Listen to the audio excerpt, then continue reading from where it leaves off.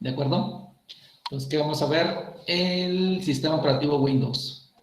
Y básicamente nos vamos a enfocar a la parte de administración y seguridad, a los elementos esenciales de administración y de seguridad de Windows. De manera que lo que vamos a cubrir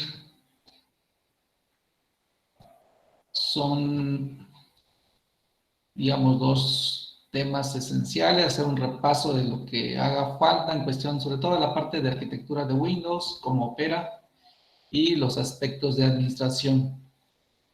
¿De acuerdo? Entonces, digamos como que el objetivo principal del primer tema sería revisar, que tengamos comprendido cómo es el funcionamiento arquitectural de Windows y su forma de operar.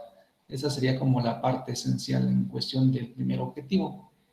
Y el siguiente objetivo sería cómo asegurar pues cualquier dispositivo que tiene Windows y cómo monitorear un sistema Windows para asegurar o garantizar que se mantenga, digamos, en un nivel aceptable de protección. Vamos a manejar el nivel aceptable de protección. ¿De acuerdo? Entonces, voy a cubrir el primer objetivo y luego vamos a revisar los laboratorios que vienen para ver si hacemos uno. Yo creo que vamos a hacer uno en clase.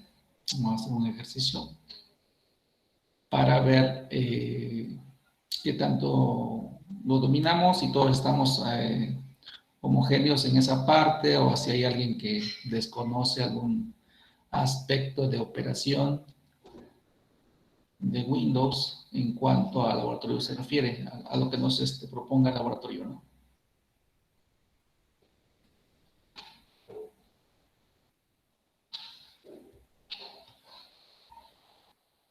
¿De acuerdo? Entonces, algunos aspectos los voy a ir saltando.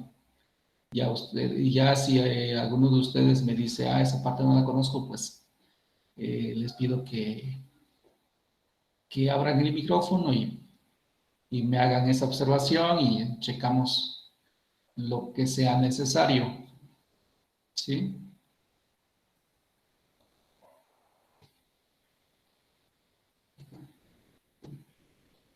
Ok. Entonces la historia como que la voy a ir dejando un poquito ahí, como que, bueno, ya sabemos, ustedes saben todas las versiones que existen, cuando menos las últimas versiones a nivel de Windows, digamos Windows personal y a nivel también de Windows Server.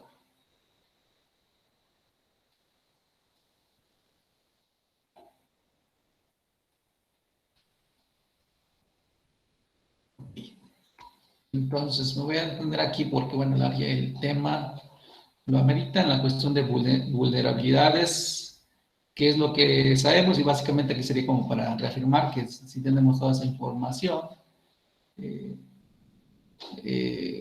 confirmar que Windows es uno de los sistemas operativos con más vulnerabilidades, digamos, comparándolo con los otros sistemas operativos, comparándolo con Linux o comparándolo con sistemas Mac, pues Windows lleva la delantera en términos de que es más vulnerable a nivel de sistema operativo y a nivel de las aplicaciones también que corren sobre Windows. Por eso también es bien importante, pues, proteger, tener todas las medidas básicas de protección, digamos, las que podamos aplicar, hay que mantenerlas. Entonces, me parece que, pues, si hablamos de Windows 7, me parece, creo que ya venía con un sistema de anti-malware. Ustedes saben el nombre, se me va de repente el nombre de la herramienta que además, digamos, de que o va más enfocada a la detección de malware, ¿no? Porque ya hablar de virus ya no es tan importante. Es más importante hablar del término más general abarca sobre todo los software dañinos pues más actuales, que tienen distinto comportamiento, se tienen distinto comportamiento para evitar precisamente su detección.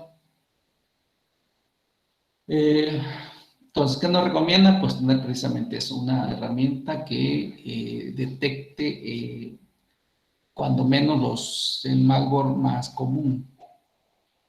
¿Y qué otra cosa nos recomiendan? Pues evitar los servicios que desconozcamos. Es decir, si yo detecto que en el sistema está corriendo algún servicio que yo no sé de qué se trata, pues lo recomendable es que yo detenga el servicio, ¿sí? Que lo pare, ¿sí? O igual aquellos servicios que se conocen como no administrados, igual.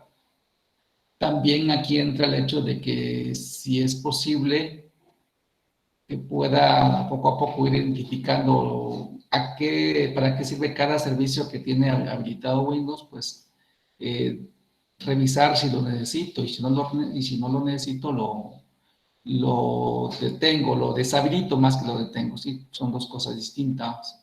Detener un servicio es simplemente detenerlo temporalmente. Deshabilitar un servicio significa que, bueno,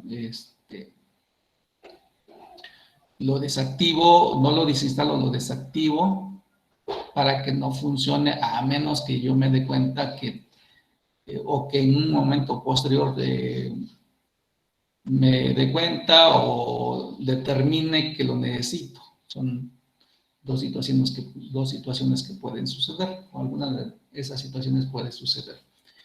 Siempre que sea posible, de hecho, cuando instalamos Windows, y lo puedo hacer después, me recomienda o me pregunta que si quiero cifrar la información, es decir, si quiero cifrar el disco duro.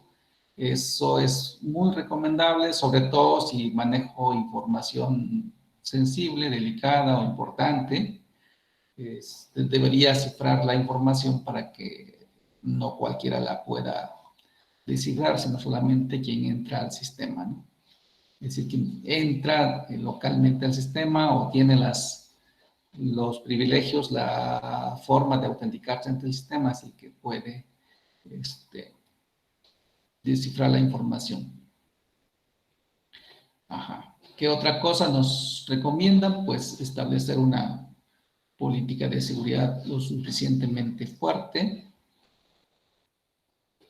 ¿Eso que incluye? Pues que tengamos ciertos controles, ¿sí? Y va inclusive de que son, independientemente de que solamente una persona maneje la computadora, y se vuelve más importante cuando es una computadora que es compartida, ¿sí? Hablemos de que es una computadora en una oficina y que no todos los empleados tienen computadora de uso personal, digamos, o para el trabajo, pero que sea personal en el sentido de que solamente la use una persona, ¿sí? Entonces, si se requiere que un equipo sea usado por más de una persona, entonces es importante que podamos determinar cómo van a usar ese equipo, identificar qué usuarios la usan y qué accesos van a tener cada uno de ellos, independientemente de que sus accesos fueran, digamos, del mismo tipo. Es importante en alguna parte definir, tiene que haber ciertas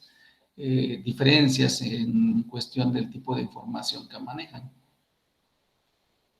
Ya eso va en términos de una política de seguridad fuerte.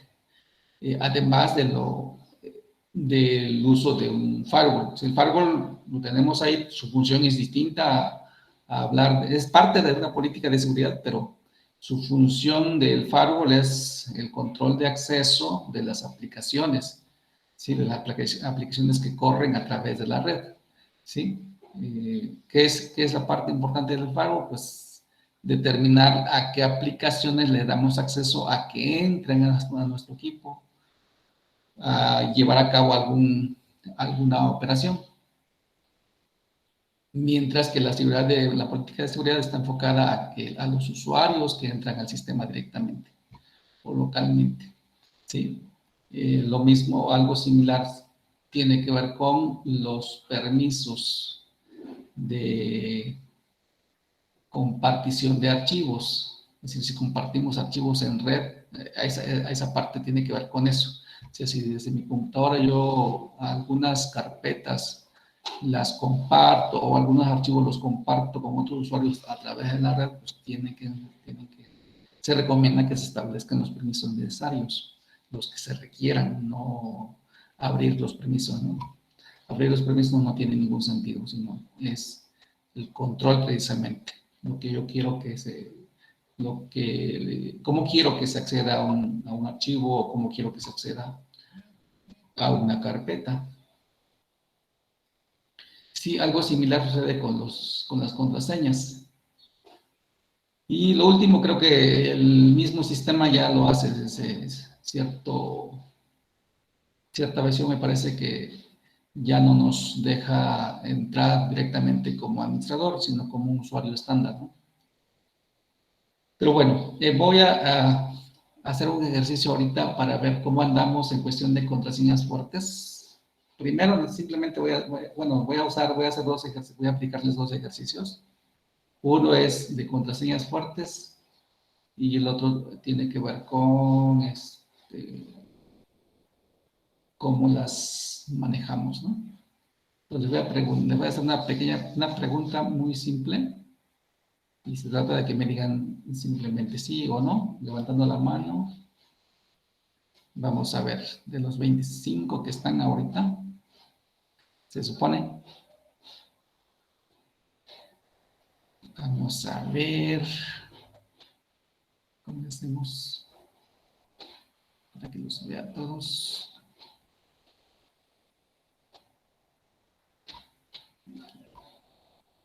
Ahí más o menos creo que casi los veo todos. La pregunta es, tal vez a lo mejor la mayoría no tienen, pero uno puede suceder que no. Me van a levantar la mano quienes usen contraseñas para acceder primero vamos a ver cuántos de ustedes, quiénes de ustedes acceden a su computadora a través del usuario y contraseña. ¿Cuántos de ustedes levanten la mano? ¿Cuenta el PIN, profe? ¿Cuántos de ustedes hacen uso de usuario y contraseña para entrar a su equipo? A su computadora, sobre todo.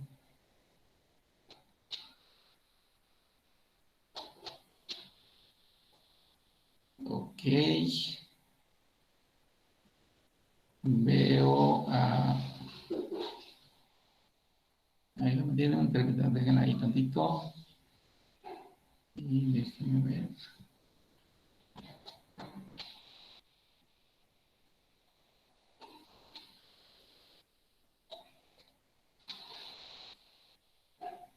Ya le levantó Nick. Todos usan entonces, creo que excepto Jesús Amado, no veo si está, no sé si esté. Pues la mayoría creo que usa su usuario y su contraseña para entrar. ¿Sale?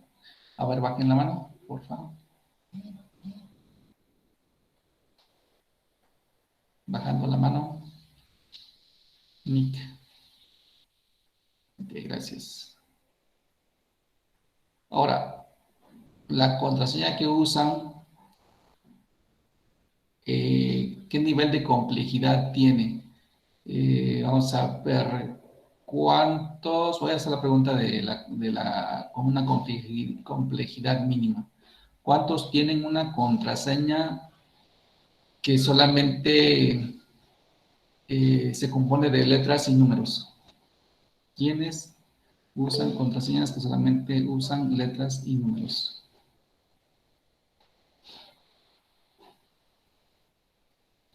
Los 4, 6, 8, los que veo.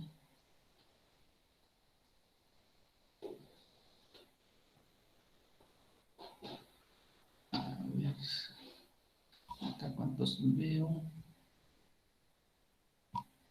2, 4, 6, 8, 10, 12, 13, 13, más o menos, si es que sé contar. ¿De acuerdo? Bueno, más o menos la mitad. Los que usan letras y números nada más, ¿verdad? Bajen la mano. Ahora, ¿quiénes usan letras, números y caracteres especiales? Uno. Nada más uno. Ok, gracias, Luisa. Ahora, entonces, todavía nos falta ver quiénes solamente usan letras o solamente usan números. Uno, dos. Nada más. Tres.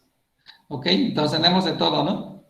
Tenemos de todo un poco. Algunos pues, fueron poquitos los que, bueno, más bien nomás vi a Luisa. No sé si alguien más se pasó. Que usa letras, números y caracteres especiales. Sí, ese es el nivel de complejidad que deberíamos usar ya en las contraseñas. ¿De acuerdo? Porque hablar de solamente letras o hablar de solamente números lo hace una contraseña relativamente fácil o susceptible de ser adivinada. ¿De acuerdo? Entonces, es importante eh, usar contraseñas fuertes y las contraseñas fuertes las vamos a definir con dos elementos. Me faltó un elemento de preguntarles, pero aquí se los comento, ¿no? Eh, ¿Cómo definimos una contraseña fuerte que incluya letras, números y caracteres especiales? ¿Qué le agregamos para que sea fuerte? Bueno, que sea, ya nos están recomendando que sea de cuando menos 8 caracteres. Dependiendo de los sistemas, a donde entremos, es decir, si no es nuestra computadora, si no es otro tipo de sistema, alguna aplicación en la red, ya nos definen según la importancia que define la empresa, pues 8, 10 caracteres, 12 caracteres, ¿sí? Entonces lo hace más fuerte. Ahora, enfocándonos ahorita a nuestros sistemas, a Windows y tomando en cuenta que pues estamos ahorita tomando un curso de temas electos de seguridad y redes. Maestra, una pregunta. Sí, Alejandra. En caso de que no tengamos usuario y contraseña, ¿en qué nos afecta? Ajá, ¿en En, qué nos afecta? ajá. En caso de que no tengas un usuario y una contraseña, Ajá, sí. tú siempre tienes un usuario y una contraseña. Lo único que sucede es que cuando inicias sesión o antes digamos, en el proceso de instalación de Windows, tú le dijiste o te entregaron la máquina así, que no te pidiera el usuario y la contraseña, ¿sí? Que no te la pidiera. Sin embargo, ese usuario sí existe y sí existe la contraseña, a lo mejor no sabes cuál es, pero sí estuvo definida, está por ahí y lo único que sucede es que estás entrando de manera automática, ¿sí? Sí, porque bueno, creo que así como dice usuario, sí, sí, sé cuál es, Ajá. pero una contraseña así tal cual, una contraseña al ingresar a mi lab, pues no, no tengo, simplemente, como dice, creo que entro en automático. Sí, automático, exactamente. Sí, es la parte que le estaba preguntando. Gracias, Alejandra. Y qué bueno que comentas eso. O sea, el inicio automático, de hecho, también ya en Linux como que se están iniciando en las últimas distribuciones, te pregunta también si quieres iniciar automáticamente o quieres que te pida el usuario y te pida la contraseña. Entonces, aunque resulte incómodo o digamos como que pierdo tiempo en estar metiendo mi usuario y en estar metiendo mi contraseña, eso es lo más correcto. Eso es lo más seguro, ¿sí? Lo otro, el inicio automático es lo más fácil, pero lo más inseguro, ¿sí? Eso es lo que tenemos que comprender, que Y lo más fácil, o sea, sí es fácil, pero se convierte en más inseguro. Precisamente por eso Windows da lugar, en el sentido de hacerle las cosas fáciles a los usuarios. Es decir, es fácil, es que Windows, yo prefiero Windows porque es más fácil, sí, pero ese hecho hace que se convierta en más inseguro. Y no es que Windows sea inseguro por naturaleza, sino que se lo hace fácil al usuario, ¿sí? Entonces, ¿podemos hacer que Windows sea seguro? Pues sí, O sea, quitando esos como que esos pequeños vicios, ¿sí? Es decir, en vez de que me diga que entra automáticamente, le voy a decir, no, déjame que yo escriba mi usuario y también escriba mi contraseña. Ahora, te preguntabas por qué, ¿no? Ajá. ¿En qué nos afecta? ¿En qué les afecta? Bueno, ahorita, pues ya todos los que tenemos un equipo de cómputo, pues la mayor parte del tiempo lo tenemos conectado a la red, ¿es correcto? Sí. Sí, ¿de acuerdo? Ya la mayor parte del tiempo lo tenemos conectado a la red, ¿sí? Y bueno, lo que sí estamos seguros es que enfrente del equipo, si lo tengo encendido, obviamente, pues estoy yo, ¿no? Cada uno de ustedes está allí enfrente y puede decir, pues es que nada más estoy yo aquí enfrente de la computadora. Perfecto, y eso es correcto, ¿sí? Pero, y atrás de tu computadora, adentro de la computadora, o sea, en la parte que tú no ves, en el background se le llama, en el background, ¿quién está? ¿Sabes? No. No, no sabes. Lo que sí sabes, lo que es lo que les decía, es que tu máquina está conectada a la red. Y ese simple hecho ya da lugar a que pueda ser vulnerada, ¿sí? O ya tiene un grado de vulnerabilidad. ¿Por qué? Porque está conectada a la red, ¿sí? Eso quiere decir que cuando tú navegues, cuando tú consultes tu correo, cuando hagas alguna operación de contacto con Internet, pudiera suceder que hagas un clic en algún lugar y a veces ya ni siquiera es necesario un clic. Si nos ponemos a navegar en la red, vamos a encontrar información que nos dice que ya ni es necesario que le demos clic a un elemento en una página, que basta con que visitemos un sitio malicioso, es un sitio que está enfocado a querer dañarnos, basta con eso para que nuestro sistema o parte de nuestro sistema sea atacado. ¿Sí? Por ejemplo, bueno, supongo que todos tenemos antivirus. Entonces, mi antivirus, según detecta cuando es un sitio malicioso, me notifica, me dice, ¿no? Pues es un sitio malicioso y me deniega el acceso a dicha página. Claro, sí, y eso está bien, sí, eso está bien y ya te está dictando, sobre todo de aquellos sitios que ya están detectados como maliciosos, ¿de acuerdo? Pero, ¿qué tan actualizado estará nuestro antivirus que tenga al día todos los sitios maliciosos que están saliendo cada día? De hecho, tengo que estar conectada a la red, o sea, tengo internet para que funcione bien, porque si no, no me funciona. O sea, el antivirus. Uh-huh. Bueno, si ese es tu caso y si así estuvieran todos los casos, está perfecto, ¿sí?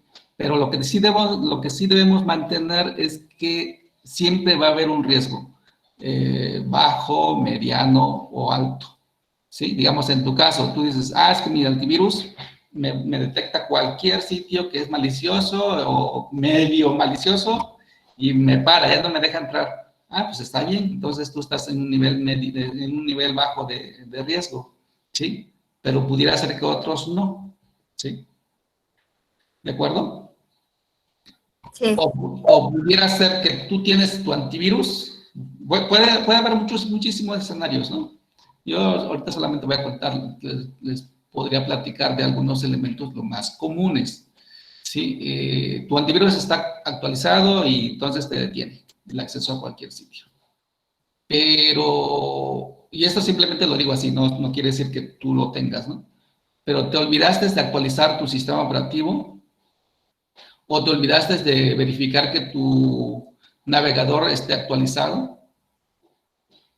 Entonces, alguno de esos elementos puede dar lugar a ciertas vulnerabilidades. Aquí vienen las vulnerabilidades de aplicación, es decir, cuando hablamos del navegador como tal, hablamos de vulnerabilidades del navegador. Si hablamos del que el sistema operativo no está actualizado, no tiene las actualizaciones de la semana pasada o del mes pasado, qué sé yo, las últimas que se publicaron, entonces ya tiene un nivel de vulnerabilidad, ¿sí?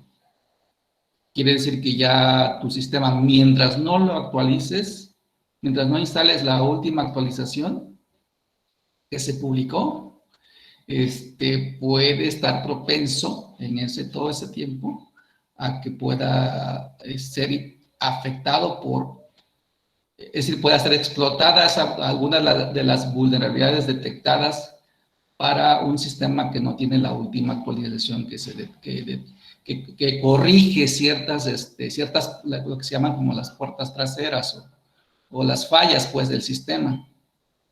¿De acuerdo? Y Tengo, así tenemos para cualquier aplicación, ¿no? Ajá. luego dicen que tienen antivirus y paga, entonces luego que lo craquean, entonces eso también está mal, supongo. Sí, definitivamente. O sea, definitivamente,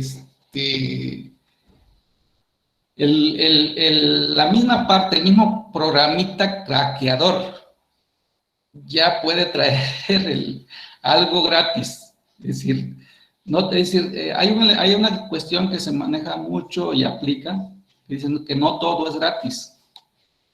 ¿Sí?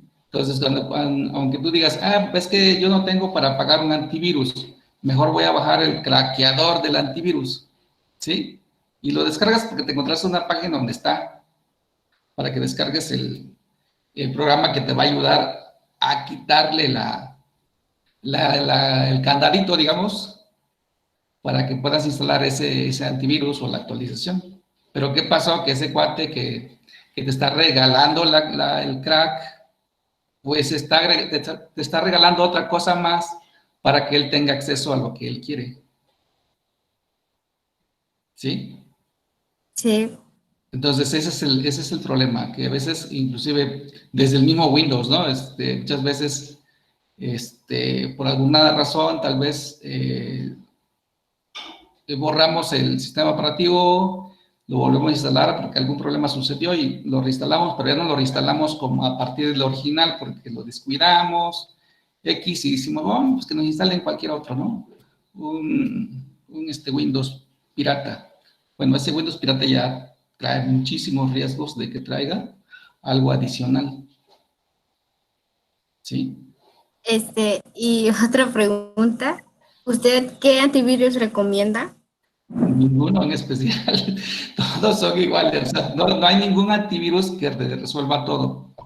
Sí, Es que luego dicen que este antivirus está bien, o sea, que a mí me beneficia, y otros dicen pues que otro. Entonces, pues no sé. todo es bien relativo, ¿sí? Igual que la seguridad, o sea, nadie está seguro, ningún equipo está seguro, Sí, ¿sí? como dice que la red nada es privado, pues lo sabemos. ¿De acuerdo? Entonces, si hablamos de antivirus, ningún antivirus, o sea, podemos decir, pues tal vez los que gozan de más prestigio en la red, haciendo una consulta en la red, pues, donde dicen, estos son los mejores antivirus, nos podemos quedar con eso, estos son los mejores, pero no podemos decir, de estos, este es el mejor, ya eso ya sería algo que no es cierto, ¿sí? ¿Por qué? Porque todos manejan distintas bases de datos de la información acerca de los tipos de amenazas. Ajá, entonces unos sé que tienen unas bases de datos más completas, otros incluyen algún tipo de amenaza que el otro no incluye, entonces no hay o si ahorita estaban completos, todos tenían la misma base de datos, casualmente, pero mañana ya no. O sea, ¿por qué? Porque las amenazas están saliendo cada día, ¿sí? Y como les comentaba también, las amenazas de hoy, o muchas amenazas de hoy, ya ni siquiera tienen que ver con algo que se instala en nuestra computadora. Siguen saliendo, sigue estando, y por eso son válidos los antivirus, para que nos detecten sobre todo, por ejemplo, los caballos de Troya, por ejemplo, un gusano, ¿sí? Pero ya un malware de otro tipo, como que corre o que se instala gracias a que visitamos un sitio malicioso, aunque digamos tú comentabas ahí ya mi navegador para eso, pero no en todos los casos va a suceder. O si mañana salió algo que es relativamente nuevo y el navegador todavía no lo tiene contemplado, entonces ya puede pasar, ¿sí? Hay unas cosas que se conocen como el exploit del día cero. No sé si lo han escuchado. El exploit del día cero significa que que alguien identificó fallas en el sistema o fallas en una aplicación y todavía no se, es como si todavía no se tuviera la vacuna, ¿sí? Entonces, mientras no salga el parchecito, la actualización, entonces todo ese tiempo que corra, ese sistema al que se le descubrió una falla queda susceptible, queda vulnerable, y si el atacante se dio cuenta que se publicó, que alguien publicó que una aplicación X es vulnerable porque tiene una falla X y esa falla pues todavía no se ha corregido, pues ese atacante, y no solamente es un atacante, sino hay un montón de atacantes ahí que están listos, se ponen a darle y dicen, pues vamos a buscar cómo exploto esa falla, ¿sí? Y por ahí entran, sobre todo a lo que si les interesa llegar a algún punto que tienen como objetivo, Maestro, ¿sí? un comentario. De hecho, bueno, me parece que hay muchas personas, o sea, muchos programadores que incluso se dedican justamente a eso, ¿no? A estar probando e intentando encontrar una falla de ciertos sistemas. Por ejemplo, como lo son de bancos y de algunas otras empresas que son grandes. Claro, Y justamente creo que gracias a ello a veces, o sea, incluso hay gente maliciosa que no precisamente se dan cuenta por ellos que hay esa falla, sino por las personas que están a cargo de encontrar esos problemas para corregirlos, ¿no? De la seguridad, por así decirlo, de estar corrigiendo eso, de estar probando y ver en dónde hay una falla. Entonces también a eso se ha dado mucho de que haya, pues haya tratado de intentar por esas pequeñas fallas y y como dice, pues creo que nada es seguro y mientras estemos conectados a la red siempre estamos bajo un peligro. así es, así es, así es. Y otra cosa importante, Fermín, es que esas fallas, pues sí, pueden ser gentes que están trabajando para una empresa, los que detectan las fallas o que están probando, identifican fallas, puede ser el mismo que generó el programa o pueden ser otras personas. Sí, lo cierto es que cuando alguien encuentra una falla, su obligación es publicarla, ¿sí? Eso es parte de la regla. Si alguien encuentra una falla, su obligación es publicarla. Y cuando decimos publicarla, quiere decir que va a ser pública, ¿sí? Y al ser pública, pues un chico malo, pues obviamente que se va a dar cuenta de qué tipo de falla es y si le interesa va a hacer, se va a dedicar a generar un programita que explote esa falla, ¿no? Antes de que antes de que se corrija esa falla. Es decir, antes de que la corrija el fabricante o el responsable del programa. ¿Sí? Y a ese tipo de explotación se le conoce como la explotación del día cero. ¿Sí? Cuando todavía no hay una corrección de la falla detectada. Sí, porque creo que incluso pueden tardar demasiado tiempo en hacer una actualización Sí, o claro. mejorar ese error, ¿no? Que pueden Así tardarse es. meses. Puede ser días, meses, sí. Es correcto. ¿Sale?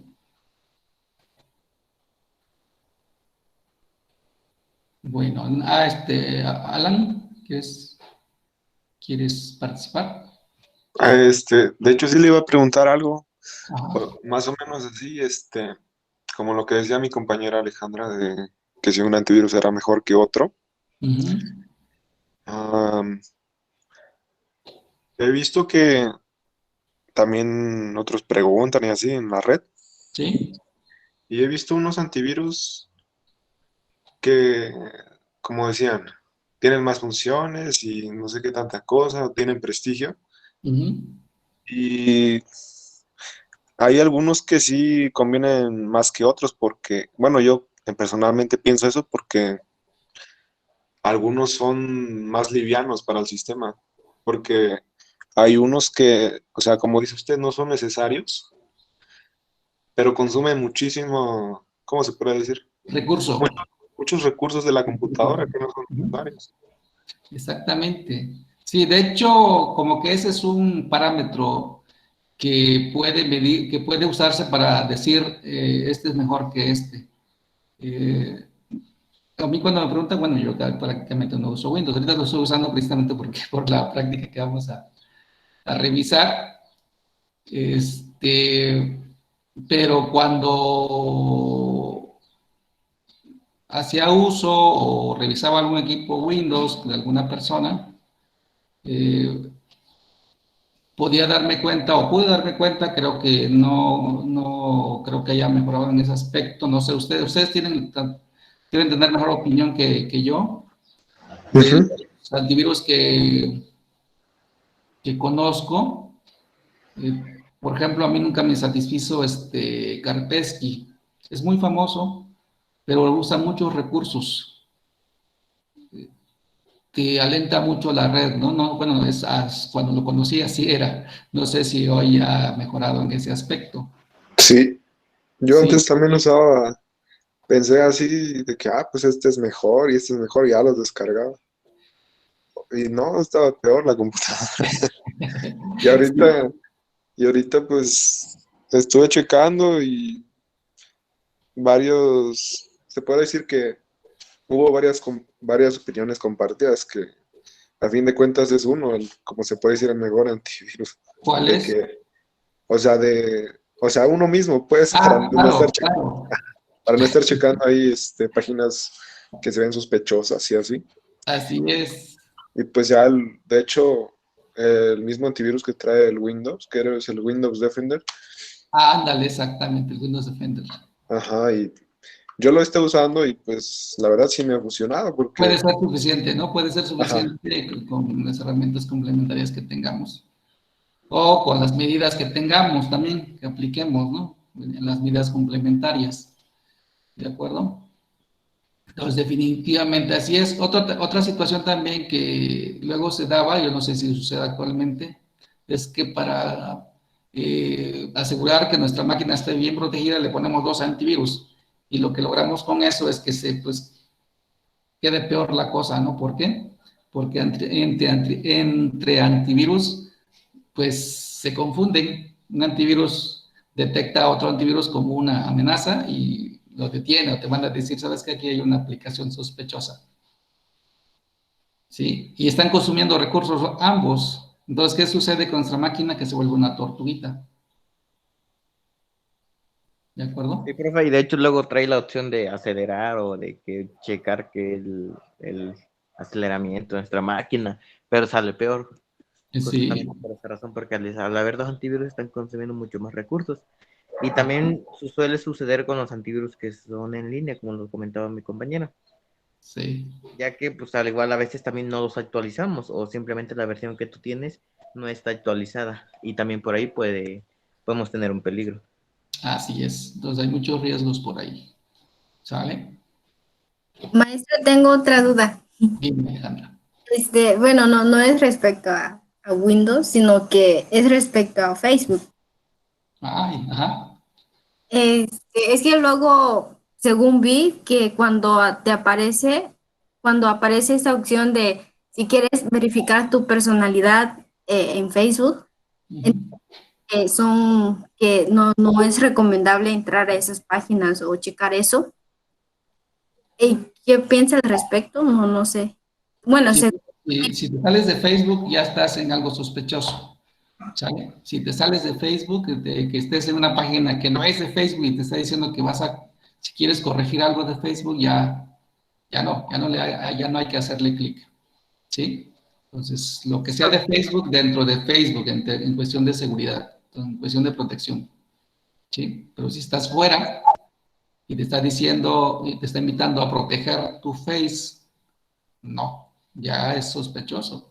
Altamente es, sospechoso. o sea, no precisamente eso, sino que en ocasiones sale como notificaciones de que si quiere uno verificar su personalidad o con quién es compatible o X cosas.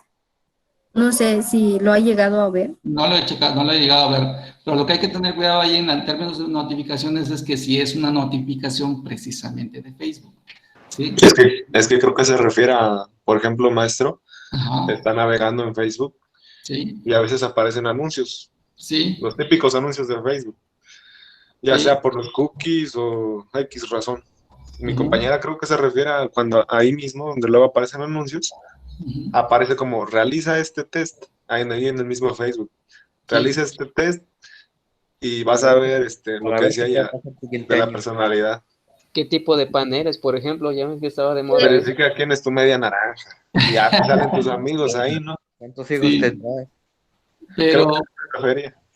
sí, a mí no me ha parecido tal vez porque tengo ahí algunos plugins o ya no sé ni cómo se llamen, que me ayudan a protegerme, ¿no? Entonces, de hecho, yo entro un poco a Face, pero sí, como que me he dado cuenta de ese tipo de cosas. Si son ventanas emergentes, no sé si sea la respuesta correcta la que les dé. Si son, como les decía, si son respuestas emergentes, si son ventanas emergentes, es muy probable que no sean de Facebook, precisamente. O sea, que salgan ahí es una cosa, pero que sean de Face, quién sabe. Entonces les digo, hay que tomar muchas precauciones de ese tipo. Igual, hablando de Facebook, voy a salir un poquito, pero y puede ser con cualquier red social, red social, es lo que hay que tener mucha precaución es no, pues no compartir muchas cosas, ¿sí? Compartir solamente lo necesario en el contexto correcto, ¿sí? Inclusive pues a veces ni siquiera con la amiga, con el amigo, no ser tan confiados o tan confiadas, porque tal vez lo que ahorita pues a lo mejor está muy bien, al rato puede cambiar radicalmente y puede afectarnos, ¿sí? Y nos pueden afectar a través del Face, De ¿sí? Sí, hecho, maestro, creo que, bueno, creo que ni en Facebook tenemos privacidad, nada, porque no, eh, definitivamente, todo, o sea, todo lo que subimos o compartimos, o sea, es dueño Facebook, o sea, el dueño de Facebook, cuando nosotros creamos nuestra cuenta, creo que, o bueno, creo que la mayoría de nosotros no leemos las cláusulas y todo eso que viene ahí, que lo deberíamos hacer, la verdad. sí, Y creo que, bueno, una cláusula nos especifica precisamente que todo lo que nosotros tengamos dentro de Facebook deja de ser de nosotros, sino que ahora se convierte en propiedad de ellos. pues sí, y eso hasta es lo más simple y también a lo mejor lo más lógico, que pues no estamos pagando, estamos haciendo uso de una red social, ahí hacemos todo lo que queremos, ¿sí? Y bueno, el dueño pues se aprovecha de esa parte y se aprovecha de que pues simplemente le decimos, sí, ya, crea mi cuenta, ya, todo lo que me interesa es estar echando relax, ¿no? Sí, pero fíjense que esa parte, pues sí tiene su riesgo, ¿por qué? Porque toda nuestra información puede ser usada, o es usada, de hecho, ¿sí? Pero aparte de eso, pues hay cosas que nosotros compartimos en la red y que otro usuario, a lo mejor no es nuestro amigo, no es nuestra amiga, pero es la amiga del amigo del amigo del amigo, a la que le pudo llegar la información de nosotros y que por alguna razón nos quiera hacer daño, ¿sí? Entonces, también en esa parte es la que siento un poco todavía mucho más delicada. ¿Por qué? Porque pues ha sucedido. Han sucedido secuestros en Facebook, han sucedido extorsiones a través de Facebook, han sucedido pues simplemente amenazas y pues cosas que pues no esperábamos, ¿no? En el momento que creamos nuestra cuenta o en el momento que me hice amigo de otra persona en Facebook, aun cuando pues la conozca físicamente, inclusive, ¿no? puede suceder. Entonces, todo puede suceder. ¿Nos podemos casar a través de Facebook? Sí. Eso es lo mejor que puede suceder, tal vez, o que tengamos alguna chica, pero que no pase más de eso, o un chico, ¿va? Si no pasa más de eso, pues todo está perfecto. Ya es grave cuando sucede lo que no queremos, que nos afecten emocionalmente, los bullying en Facebook, bueno, a lo mejor les puede suceder más a los niños, ¿no? A ustedes ya no tanto, pero también depende de cómo estén emocionalmente, a veces. Entonces, muchas cosas pueden suceder. Entonces hay que andarse con mucho cuidado. ¿Vale?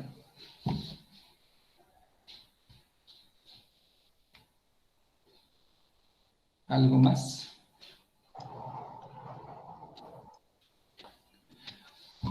Bueno, continuando. Aquí vemos como una especie como de la arquitectura de Windows, o la interacción que tenemos con Windows, que es básicamente, bueno, la interfaz. Bueno, aquí nos especifican una parte que tal vez, no sé si algunos de ustedes chequen su función o por qué o cuándo, en qué medida nos puede afectar en el funcionamiento de Windows esto que se conoce como la capa de abstracción del hardware, que dice que es una capa, bueno, que es código, eso es correcto, es código que se encarga de la comunicación entre el hardware y el kernel del sistema. Quiero preguntarles si sabemos qué es el kernel, si todos estamos en la misma sincronía de qué es el kernel de Windows. De hecho, la palabra lo dice, ¿no? Pero si todos tenemos esa... como que El es, núcleo, ¿no? ¿mande? Era el núcleo, creo me acuerdo. El núcleo, el corazón, la parte principal del sistema. Ajá. Y lo que hace el kernel, pues básicamente es interactuar con el shell, digamos, de Windows y el hardware. Es el que está en medio. Es el centro, pues. O sea, recibe las instrucciones que el shell recibió del usuario. El shell ¿quién es? Pues ese es la interfaz Windows, digamos, la que más nos gusta, o la que no nos gusta, que es la interfaz de línea de comandos. Cualquiera de esas son el shell, es el intérprete gráfico o el intérprete de comandos.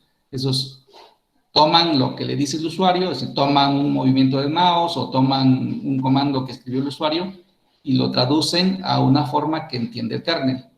¿Para qué? Para que el kernel la interprete y se la pase al hardware correspondiente, ¿no? Entonces, si el kernel deja de funcionar, pues todo se cae nuestro Windows. Pero también, si el código que se llama la capa de abstracción de hardware deja de funcionar, también nuestro Windows se cae. ¿Sí? No sé si alguien cuando les falla Windows, era común, creo que sigue siendo común, en Windows 10, creo que no se ha resuelto, que de repente pues nos manda un error de HAL, precisamente de la capa de abstracción del hardware. Y ya, si esa capa se daña, digamos, ese código, el programita que está ahí, no recuerdo cómo se llama específicamente, si ese programita resulta dañado por alguna razón, ya se paraliza nuestro Windows. Si ya no entra Windows, ya ahí se quedó. Simplemente nos dice que ya.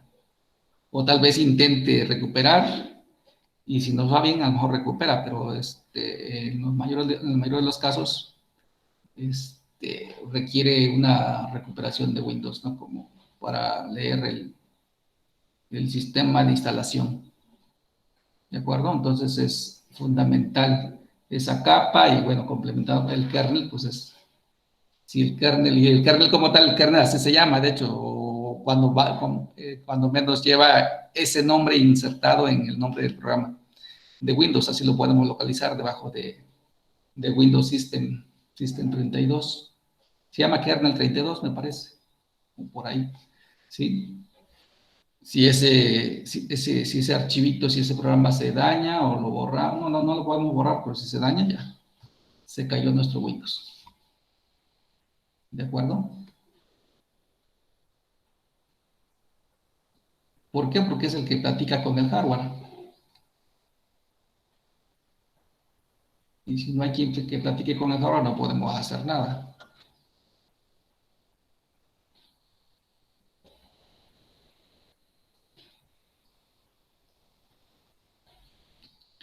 Ok. Bueno, y aquí nos muestran a un poquito más a detalle cómo es la interacción. Si revisamos, tenemos las aplicaciones desde acá, las aplicaciones interactúan con las APIs de Windows. Las APIs pueden requerir, algunas APIs pueden requerir de los drivers, es decir, los controladores de los distintos dispositivos que tenemos. Y interactuar con el kernel, interactuar este, con los distintos dispositivos o los drivers de los dispositivos, pues los drivers de los sistemas de archivos, etcétera. ¿Sale?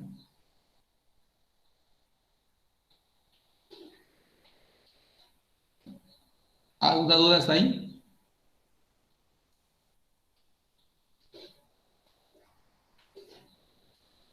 ¿No?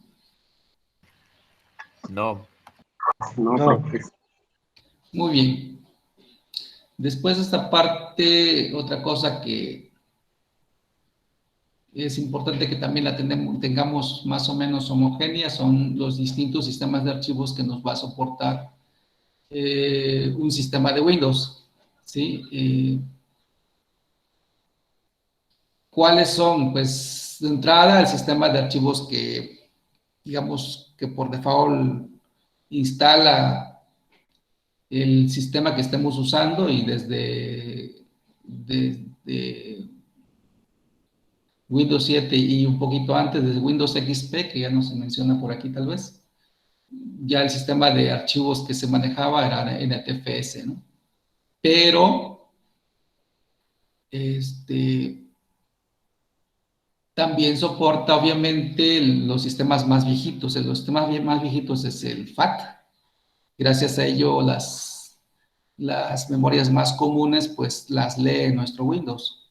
¿Sí? ¿Por qué? Porque vienen con un sistema de archivos muy sencillo. Y bueno, en el curso anterior pudieron haberse dado cuenta, tal vez no lo hicieron, pero cuando el sistema de archivos FAT podemos detectar su limitación cuando queremos crear un archivo grande, ¿sí? De más de 2 gigas. Vamos a ver que aunque mi memoria sea grande, sea de 30, bueno, ahora está de 64, 128, tal vez de 256, si yo quiero guardar un archivo grande en una memoria USB que trae por default un FAT, pues no vamos a poder grabar. ¿Qué opción tenemos? Cambiar el sistema de archivos, es decir, formatearla y ponerle NTFS. ¿Por qué? Porque NTFS es un sistema de archivos pues, más potente y que entre sus características está la de permitir archivos con tamaños ya de más de 4 gigas, ¿no? ¿Sale? Y así tenemos, bueno, los demás sistemas de archivos que ven ahí, entonces pueden ustedes revisar sus características principales y eso les va a dar idea de qué puedo hacer en un disco, en un dispositivo de almacenamiento con un sistema de archivos X, con FAT, con exFAT, con X, con HFS, con NTFS, etcétera. Estos son los que soporta Windows.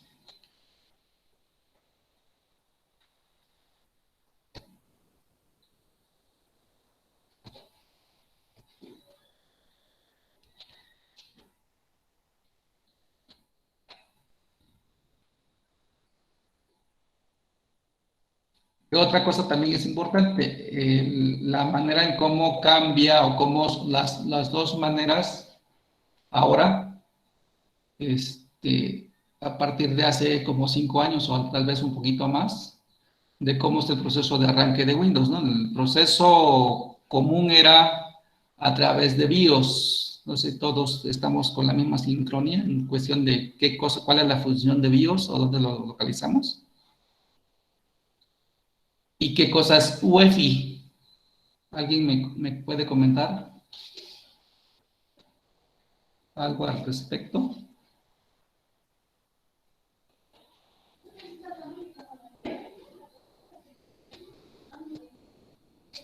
¿No?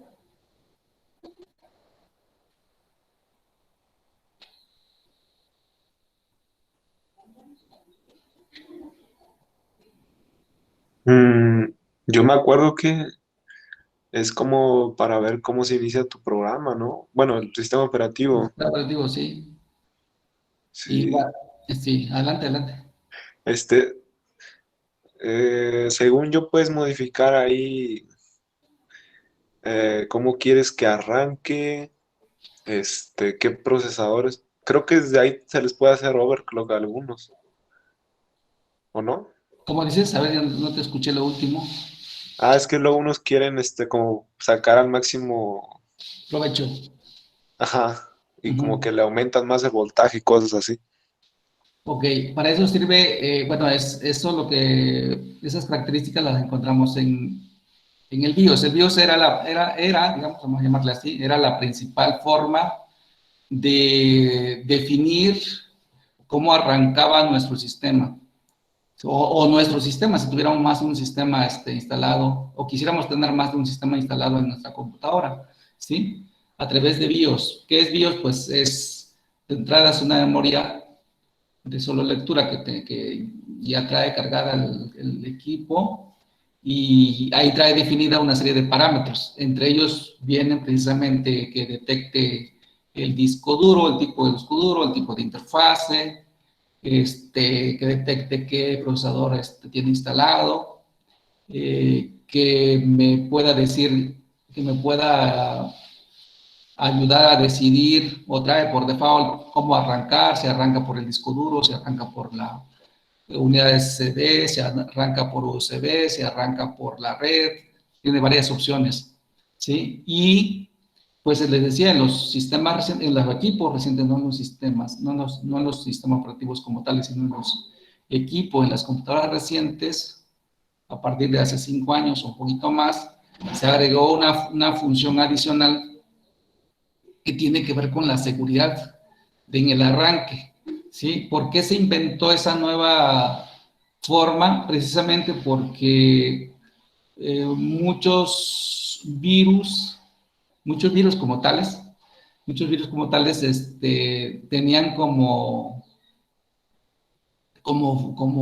objetivo, digamos, el dañar el primer sector del disco, es decir, lo que se conoce como el sector de arranque, ¿sí? Y eso lo lograban gracias a que, pues, eh, por default, digamos, la arquitectura de los discos venía de esa manera, o de los sistemas operativos, de que en el sector de arranque guardaban el código de arranque, igual que hace la redundancia, para saber qué sistema operativo arrancaba, aun cuando solamente tuviéramos un solo sistema operativo, ¿sí? Entonces, de hecho, ese sector tiene esa función. O sea, que ahí reside código para indicar cómo arrancar el sistema.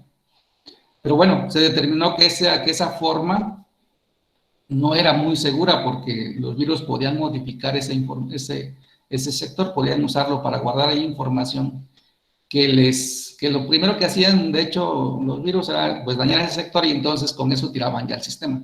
Sí, ya no podían arrancar. Entonces, por eso se inventó esta interfase, la UEFI.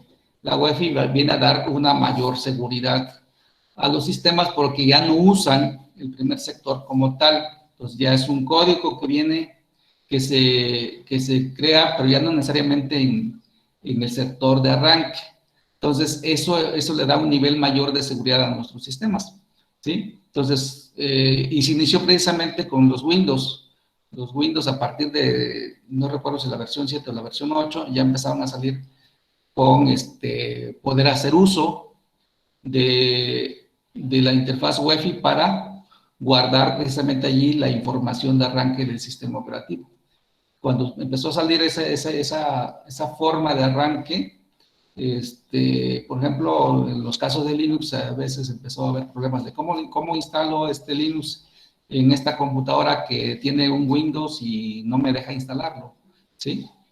Entonces, lo que se encontró era que pues, si yo modificaba el BIOS, ya podía decidir cómo arrancarlo. ¿Por qué? Porque trae las dos opciones. Me dice, ¿quieres que arranque de manera insegura? No sé si lo han checado algunos de ustedes. Y la manera insegura es que se habilitar la parte como venía funcionando antes. Y la parte segura lo que hace es que se habilita el Wi-Fi y entonces ya se le da el control. Se le cede el control al sistema operativo como tal de que cheque cómo arrancar a través de Wi-Fi. ¿Sale? Y es lo que nos muestra aquí precisamente. ¿Sí? ¿Cómo puede ser el proceso de arranque? Nos da precisamente las dos formas. Si revisan, una es a través de BIOS, y a través de BIOS, ¿qué es lo que sucede? Que se lleva a cabo el proceso normal de arranque, que implica que se lee un código de prueba, de autoprueba, que eso es lo que es el POS, es el Power On Self Test, ¿sí? Ese es el arranque normal. ¿Y qué sigue después de la prueba de autoarranque o de la prueba de arranque del sistema operativo? La prueba de arranque no del sistema operativo, la prueba de arranque del equipo. Esa prueba de arranque lo que hace en realidad es probar que los recursos principales del equipo funcionen, los esenciales. Y esos esenciales son pues la tarjeta, la memoria y el procesador. ¿Sí? Son los dispositivos esenciales. Si alguno de ellos no funciona bien, pues ya no continúa el POS, o sea, ahí se detiene, ¿sí? Entonces, pasando el POS, lo que sigue es leer el MBR, y el MBR se refiere precisamente al sector de arranque, ¿sí? Entonces, eso es el proceso normal que había. Y si revisan, dice, después que se lleva a cabo la lectura del sector de arranque, ya se lee un archivo ya del sistema operativo como tal, que es el administrador de arranque, ¿sí? ¿Qué sucede si ya no se usa el proceso normal de arranque, sino se usa UEFI? Dice, en el caso de UEFI, lo que sucede es que se lleva a cabo un proceso de inicialización de UEFI, que básicamente es detectar en dónde están los archivos de esa interfaz. Y revisan y dice archivos EFI, que son los que sirven precisamente para preparar el arranque. Y de ahí, si revisan, ya se va otra vez, si todo pasa bien, ya se va a leer el mismo archivo, que es el de gestión de arranque, el boot MGR, y lo demás sigue más o menos siendo lo mismo, ¿sí? Se lee otro archivo que se llama BCD, y bueno, se sigue el proceso. Y si revisamos como lo que tenemos por acá atrás, ¿sí?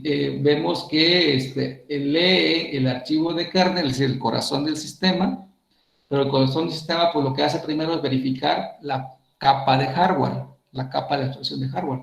Y si esa capa de hardware no funciona, pues les digo, se paraliza. O sea, si el kernel está bien, pero la capa de hardware está mal, pues se paraliza. Si el kernel está mal, pues ya desde ahí se paraliza. Ajá. Entonces, sigue ese proceso hasta llegar al logon. Y aquí en el logon se refiere a eso que comentábamos hace ratito, de que puede ser un logon que no veamos, que es lo que nos comentaba Alejandra, es decir, no, yo no uso mi usuario y mi contraseña, entro en automático, entonces es un logon automático. Un logon automático quiere decir que ya lleva los datos ahí, ya lleva el usuario y la contraseña con la que se entra a ese equipo, ¿sí? Y por eso no nos lo pide, porque le dije que lo hiciera de manera automática. Pero si eso no lo aplique, pues me tiene que presentar la pantalla de inicio de sesión, y pues tengo que obligadamente ponerle el usuario y ponerle la contraseña. ¿Sale? Y el otro proceso que nos da es cuando hibernamos nuestra computadora. ¿sí?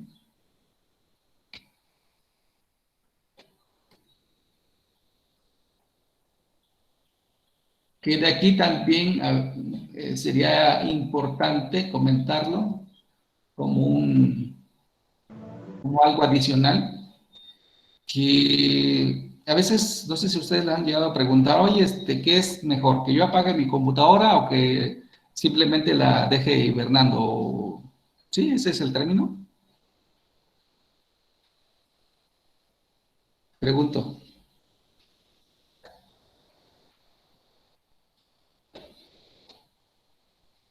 ¿Alguien tiene la respuesta? Creo que es mejor que se apague, ¿no, profe? Claro, sobre todo si en Se algún queda momento, conectada a la red.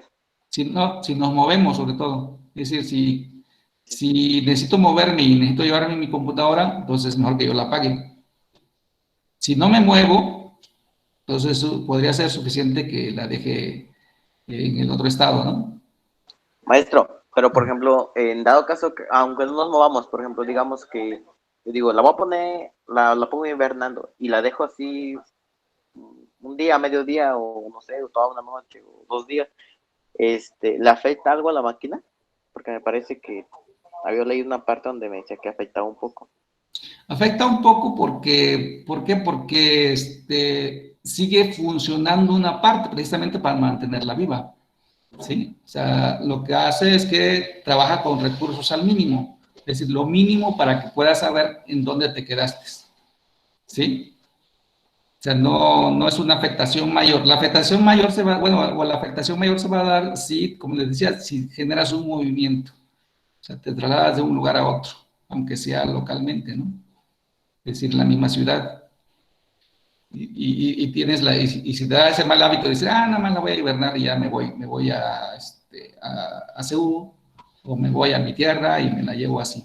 Entonces, eso no quiere decir que inmediatamente vas a ver resultados, sino que puede ser que con el tiempo me vaya a afectar. ¿Qué es lo que más me afecta? El disco duro, ¿sí? Porque el disco duro, sobre todo el disco duro, si todavía manejamos, si algunos de ustedes ya todos manejan SSD, o sea, ¿cómo se llama? El disco de estado sólido, pues está perfecto. ¿Por qué? Porque ya no tiene la misma arquitectura que los discos magnéticos. Pero si se trata de un disco magnético, tiene mucho riesgo. ¿Por qué? Porque cualquier disco magnético usa cabezales. Y esos cabezales, esas cabecitas, si hibernamos, esas cabecitas no aterrizan.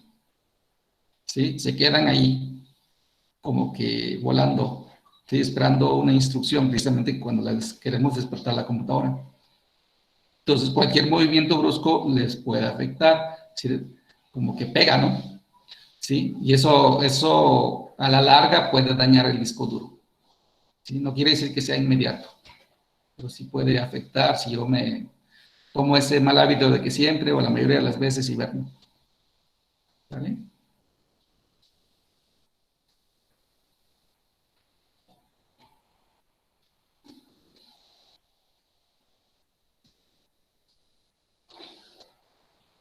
Ok.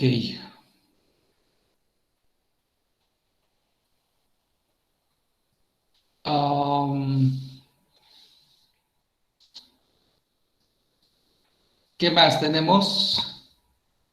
Pues hablando aquí nos muestran el proceso de arranque, creo que sigue siendo válido.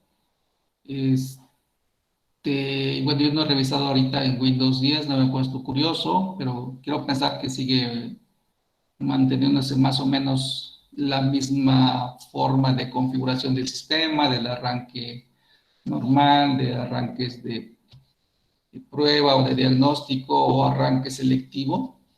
Ustedes me pueden decir esa parte. Y bueno, ahí yo puedo encontrar los servicios que arrancan automáticamente. Hay servicios hay servicios y también hay programas, ¿no? Sí, en servicios voy a tener todos los servicios que por default arranca el sistema. Les digo que a veces, en la mayoría de los casos, vamos a tener en nuestra computadora servicios que realmente no necesitamos. Entonces, en la medida que vayamos conociendo o introduciéndonos a Windows, podemos ponernos a curiosidad y a revisar la función de cada servicio y checar si realmente lo necesito o si no lo necesito. Y si no lo necesito, entonces lo correcto es desactivarlo. ¿Con eso qué voy a lograr? Con eso voy a lograr dos cosas. Una es que mi computadora se va a comportar mejor. ¿Por qué? Es decir, mejor desempeño. ¿Por qué? Porque va a dejar de estar ejecutando un programita que estaba ejecutando antes. Y si no es un solo programita, sino que yo desactivé 10 programitas de 10 servicios, por ejemplo, voy a ver una notable mejoría. ¿De acuerdo? Ahora, ¿en qué otra cosa me puede servir en cuestión de seguridad? Que si esos servicios tenían que ver con servicios de red, con algún tipo de servicio de red, y pues obviamente yo detecté que no lo necesito, pues hago que mi sistema esté más protegido. ¿Por qué? Porque es como si fuera yo cerrando puertas que no necesito. Imagínense que tienen una casa con 100 puertas abiertas. Pues si yo no necesito esas 100 puertas, en vez de 100 puertas necesito 30, entonces ¿qué hago? Cierro 70 puertas. Y al cerrar 70 puertas hago más segura mi casa, o sea, la protejo más.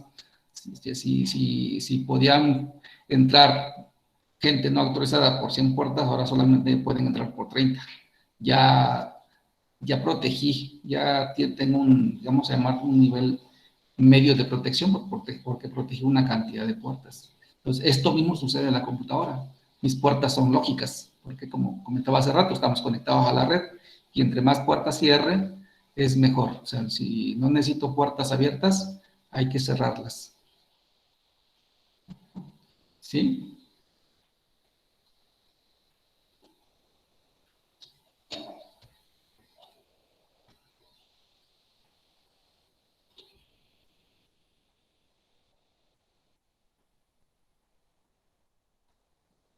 Y cuando hablamos de esos servicios, pues obviamente los servicios me llevan a procesos y a otro concepto más todavía detallado que son los hilos, los threads. Entonces, un programa me despierta un servicio y un servicio me despierta uno o más procesos. O sea, un programa puede estar ligado a un servicio con uno o más procesos, ¿sí? O procesos que van como en jerarquía, ¿no? O sea, un proceso puede generarme procesos hijos y esos hijos pueden tener sus hijitos, ¿sí? ¿Por qué? Porque puede ser que se requiera de un proceso que necesite otra función y esa función la logra a través de que se abra otro proceso. O sea, otro programita más pequeñito que depende del papá. Ajá. Entonces, chequen las definiciones que tenemos aquí. Un proceso es cualquier programa que está actualmente ejecutándose, ¿sí? Como les decía, un programa abre un proceso y ese proceso puede ser que abra otros procesos abajo. Dice, un hilo es parte del proceso que puede ser ejecutado.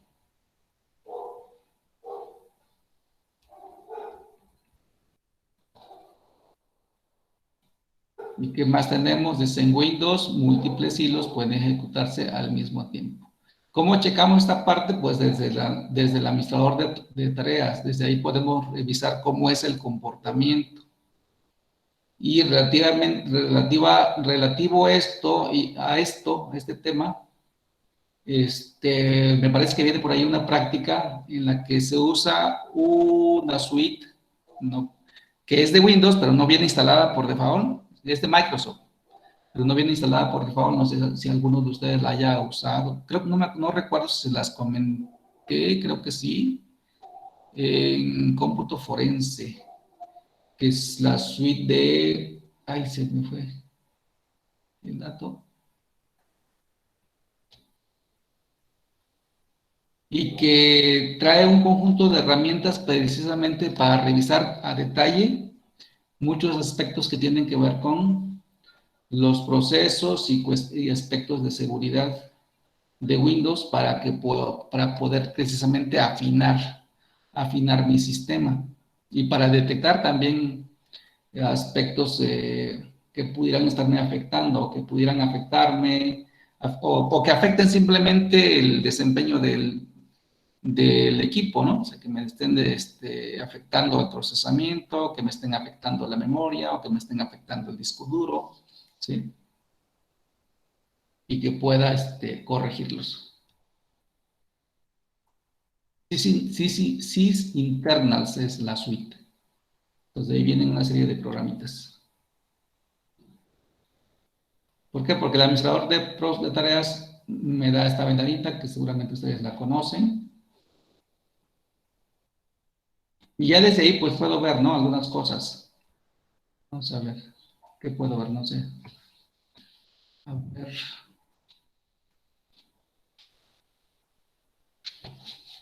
Yo no sé si funciona. Sí, creo que sí, ¿no? Funciona en Windows. Digo, en Windows 10.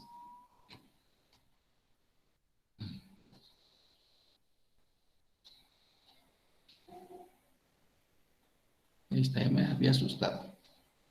A ver.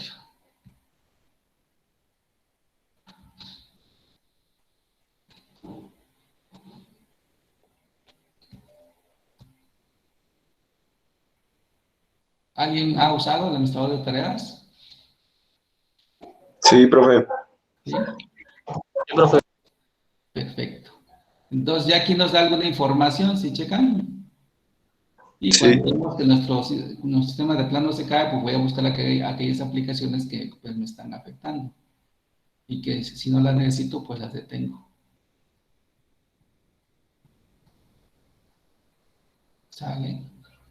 Entonces, inclusive, por ejemplo, Chrome, que aunque es una herramienta que pues, es de Google y pues nos gusta, o bueno, a algunos nos gusta, si checamos, la tiene clasificada aquí como de alto consumo de CPU,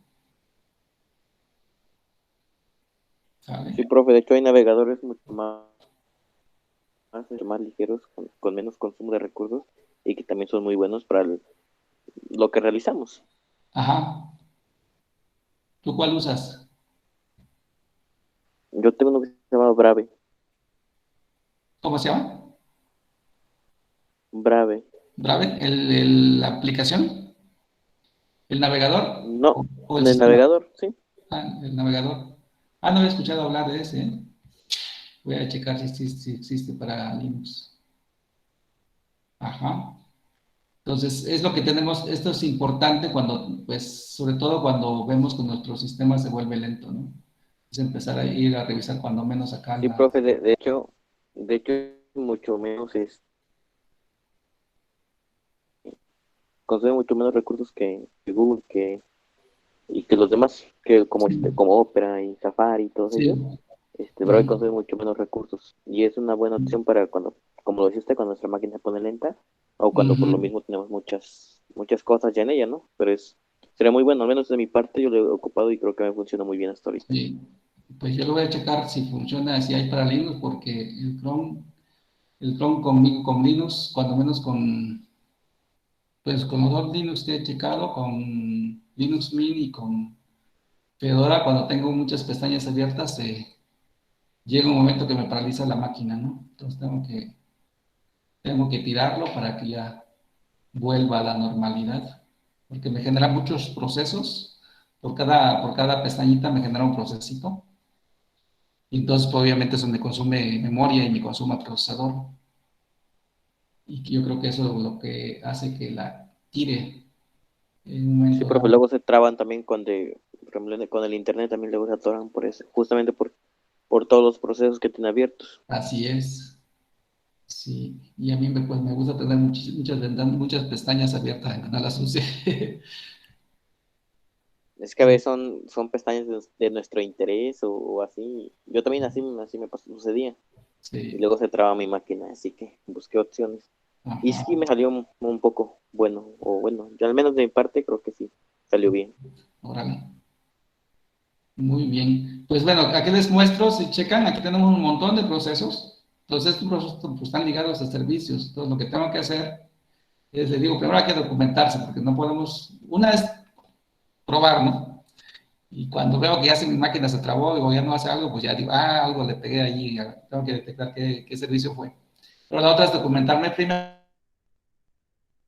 y checar para, por ejemplo, a ver, ¿para qué sirve esa detección de hardware? Entonces voy a checar qué es lo que, en qué me ayuda, o este otro, detección de SSDT, qué cosa es eso. Entonces me pongo a checar y si veo que eso no lo uso, pues ahora sí ya voy al servicio y lo deshabilito. Y así me voy, ¿no? Y con eso voy a ir mejorando. Bueno, aquí me dice que no consumo mucho, ¿no? Entonces tal vez me puedo ir a los que sí consumen, a tomar en cuenta esos programas, los que consumen, que son moderados o altos como el Chrome. Pero digo, pues este Chrome lo estoy usando, de modo que lo tire. ¿Vale? Entonces los que yo no uso frecuentemente o no sé para qué sirven, son los que voy a revisar, los que voy a poner atención para mejorar el rendimiento, el desempeño de mi sistema. ¿Sí? ¿Qué otra cosa es importante?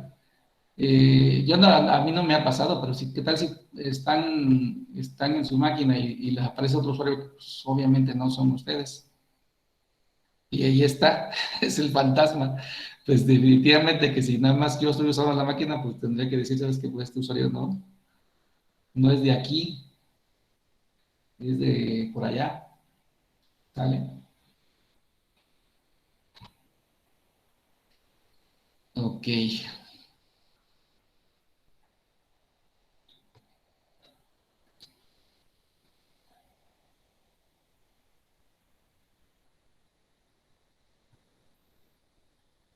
Aquí está lo que les decía de la suite, el sys internal.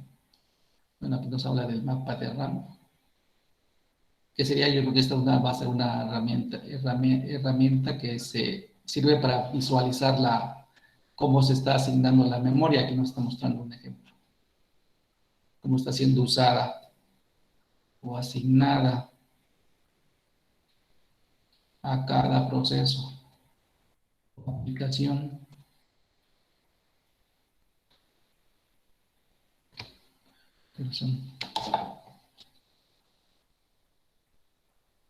Ok, son las 7. Vamos a ver qué es lo que hace falta de este tema.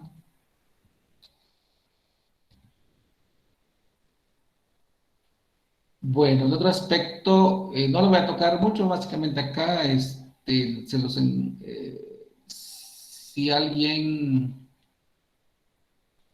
este, ha usado la base de datos de registro de Windows,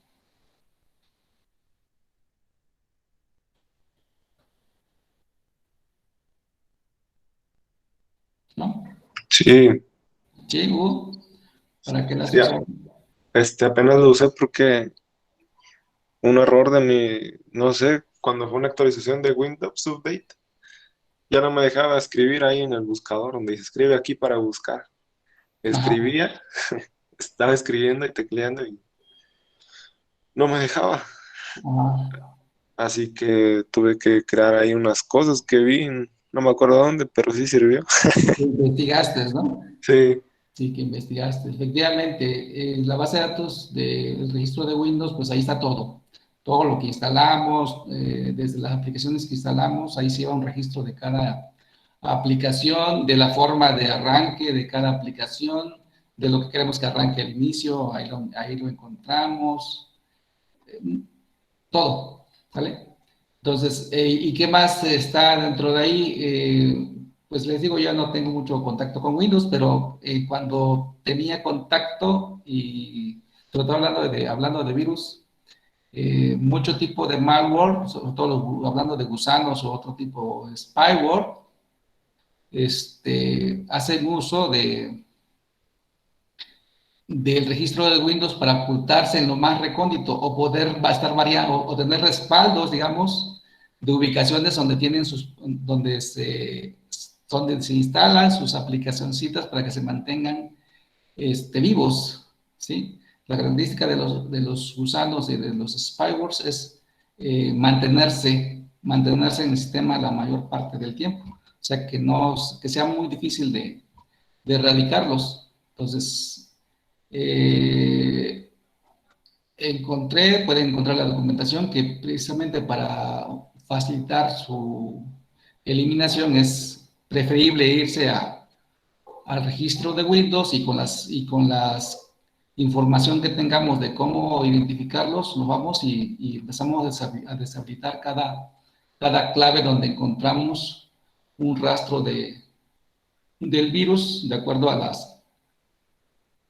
los nombres que nos sugiere la búsqueda que encontramos en Internet. ¿Sí? Y es la forma más fácil que era más fácil para erradicarlos. ¿De acuerdo? Entonces, igual, si la base de datos de Windows se daña, pues también ya tenemos problemas de acceso al sistema. O si entramos y no sabemos exactamente lo que queremos, podemos afectar alguna parte del funcionamiento. Y aquí viene el primer laboratorio. Esto se los voy a dejar ahí para que lo revisen. No va a ser entregable, pues, pero es abierto para quienes quieran curiosear, no más no modifiquen nada, sobre todo hablando del registro. Hablando de los procesos, si pueden tirar y procesos, y lo más que puede suceder es que tiren el sistema, ¿no? Pero no va a pasar nada. Apagarlo y volverlo a encender, tal vez, ¿no? Pero si modifican el registro de Windows, ahí sí puede pasar algo adicional, que no funcione algún componente del sistema. Entonces, ¿qué es lo que nos piden aquí? Simplemente explorar los procesos, explorar los hilos y los handles, que es otro término también asociado, y explorar el registro de Windows, los diferentes componentes del registro. Van a encontrar diferentes componentes. Se llama claves o las claves principales, y ahí nos vamos como un arbolito. ¿Sale?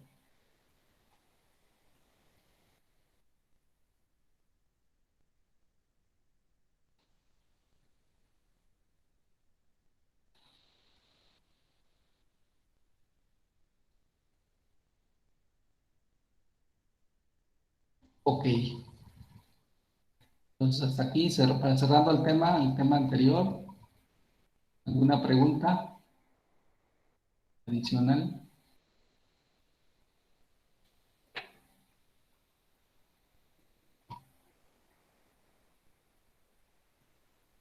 Si no, vamos a entrar acá a revisar el tema.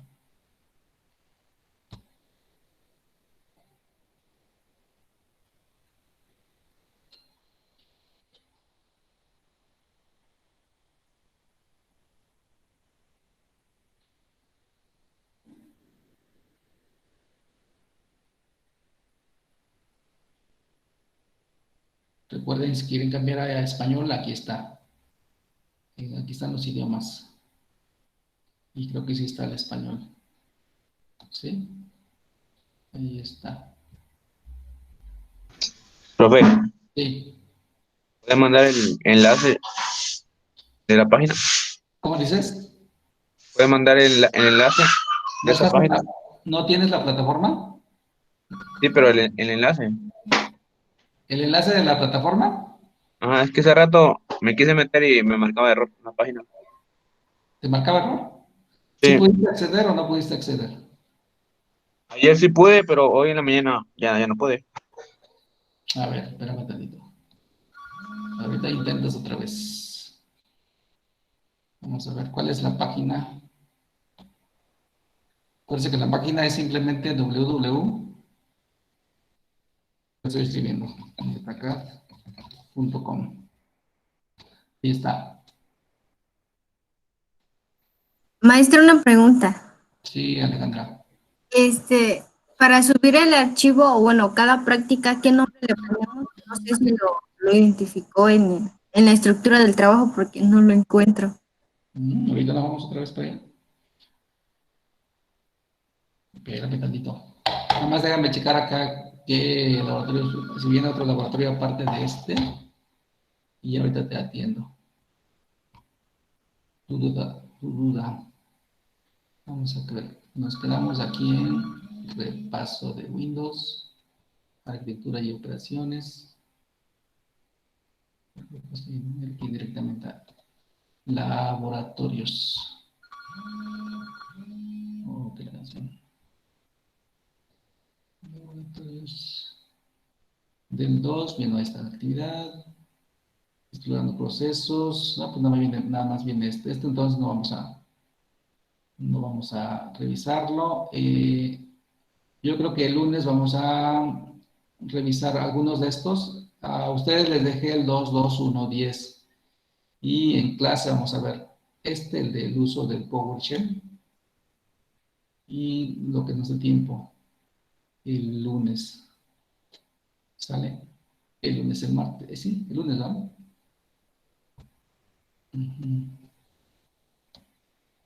¿Y andaste, Jairo?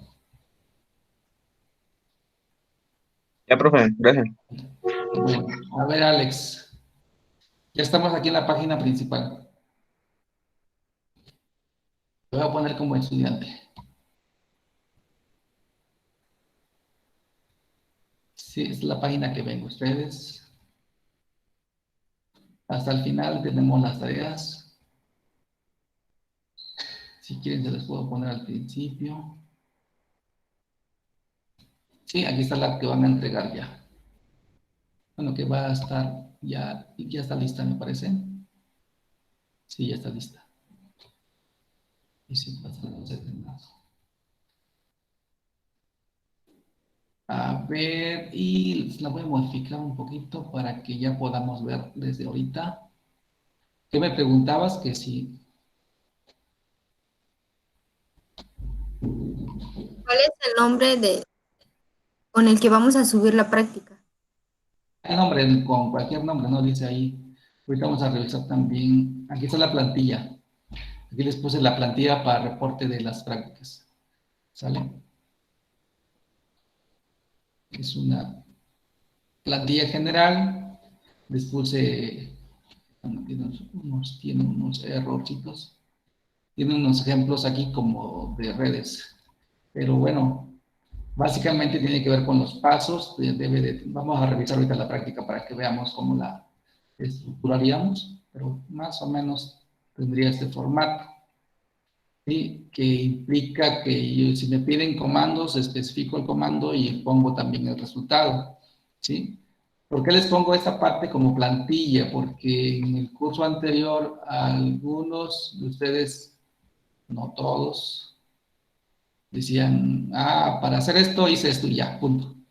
Y ya, pero eso no me dice mucho, es decir, ese reporte, un reporte donde yo simplemente digo, ya hice esto, pues, ajá, pero si yo quiero aprender lo que hiciste, no me sirve ese reporte. Entonces, la idea del reporte o del documento es que otra persona pudiera usarlo para llevar a cabo esa práctica que hiciste. Sí, por eso se llama documento de la práctica.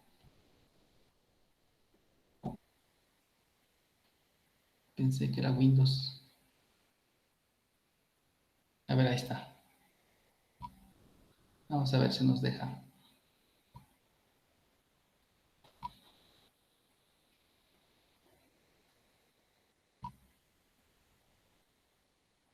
Vamos a ver.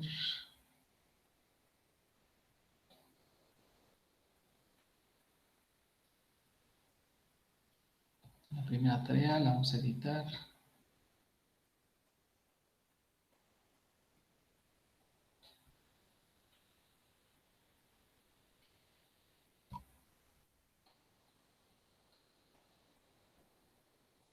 Y vamos a ponerle aquí, estamos a 26, 25 de febrero.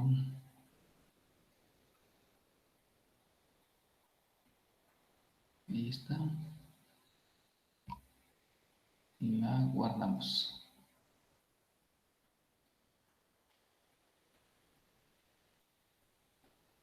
Y ahora la vemos como la van a ver ustedes.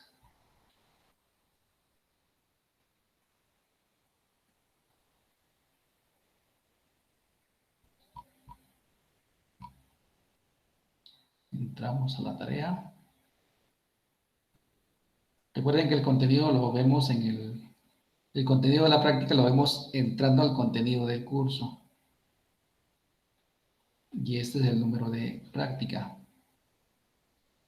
¿Sí? Y aquí les va a aparecer, bueno, aquí está la fecha, por si tienen dudas de en qué fecha es la límite. Entrando a la tarea les muestra ahí cuál es la fecha límite. Y aquí está la opción para subir sus prácticas, sus archivos. Entonces le doy en agregar. Y aquí ya me pide que arrastre o que suba los archivos que voy a, que son parte de mi tarea. Puedo subir hasta 3. ¿Sale? Pero puros archivos PDF. Sí, puros archivos PDF, a menos que tuviéramos por ahí alguna práctica que requiera. O que si ustedes me dicen, yo quiero subir un video, por ejemplo, entonces pues modifico acá las opciones para que les permita subir algún formato de video. ¿Sale? Sí, maestro. Ujú. Sí, esa va a ser la forma.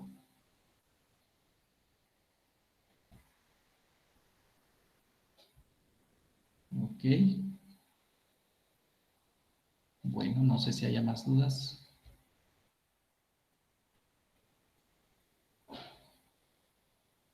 Maestro, otra pregunta. Sí. Bueno, la clase pasada dijo que hoy íbamos a hacer examen. Entonces No, sería... es el próximo jueves. Ah, ok. Sí, el próximo jueves le dije de este jueves en 8. Ok, gracias. Del examen, del tema 1. Sí, ¿y sería ahí en la plataforma de Cisco o...? Sí, aquí en la plataforma de Cisco. Ah, Sí, ok, gracias. ¿vale? Vale. Bueno, si no hay más dudas, nos vemos el lunes.